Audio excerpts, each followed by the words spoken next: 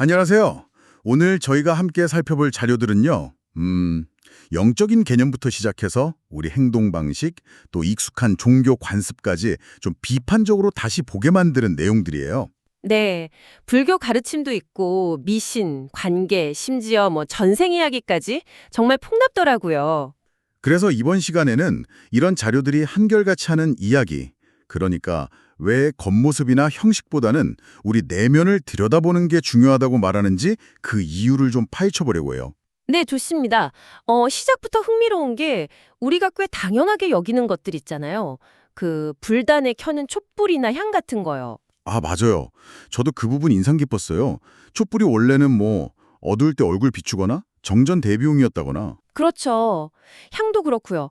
옛날 야외 수행할 때 냄새나 벌레 때문에 피웠다는 거죠. 네. 근데 요즘은 사실 실내가 깨끗하니까 굳이 그럴 필요는 없는데, 그냥 의례적으로 하는 경우가 많잖아요. 바로 그 점을 자료가 지적하는 거죠.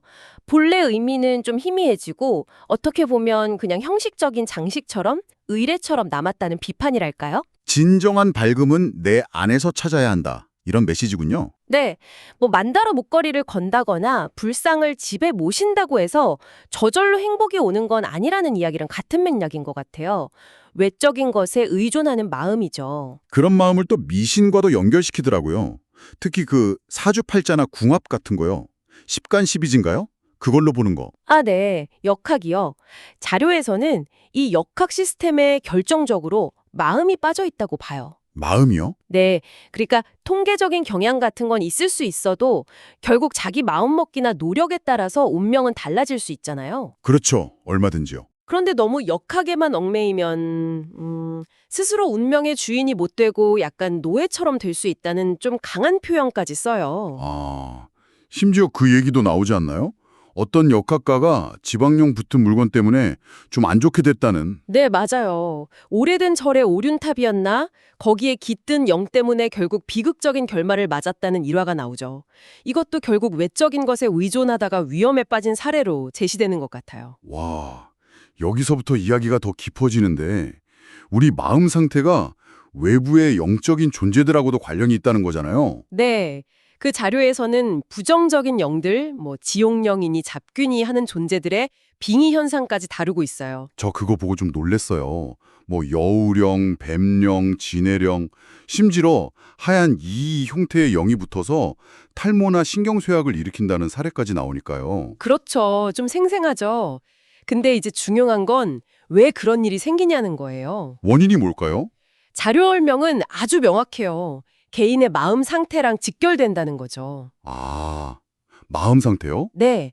마음속에 분노, 시기, 미움, 또 어리석음 같은 어두운 생각들이 많아서 조화롭지 못하면 마치 어둡고 지저분한 곳에 벌레 꼬이듯이 그런 부정적인 존재들을 자기도 모르게 끌어당긴다는 거예요. 비유가 확 와닿네요. 그래서 중요한 건 외부 탓을 할 게 아니라 내 마음을 좀 강하고 맑게 흔들리지 않게 다스리는 힘을 기르는 거라고 계속 강조해요. 그렇군요. 결국 모든 이야기가 다 연결되는 느낌인데요. 그럼 이 모든 걸 관통하는 핵심 메시지는 결국 우리 내면을 잘 가꾸자 이건가요? 정확합니다. 네. 자료들은 한결같이 우리 삶 자체를 영혼이 배우고 성장하는 하나의 긴 여정으로 보거든요. 영혼의 여정. 본다는 건 구체적으로 어떤 걸까요? 여기서 말하는 건 예를 들면 불교의 팔정도 같은 거요. 올바른 생각, 올바른 말, 올바른 행동 이런 지침을 따르고 또 매일 꾸준히 자기를 돌아보는 거죠. 겸손하고 감사하는 마음을 갖고. 아, 자기 성찰. 네. 그걸 통해서 진짜 내 안에 나를 발견하고 조화롭게 살아가는 것. 그게 핵심이라는 거예요.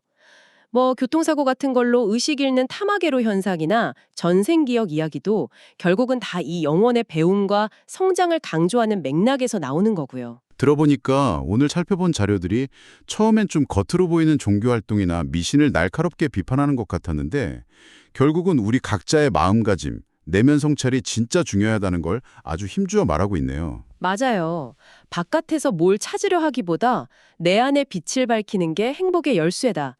이런 메시지가 강하게 느껴지죠. 특히 마지막에 매일 스스로의 생각과 말을 돌아보라는 제안이 있잖아요.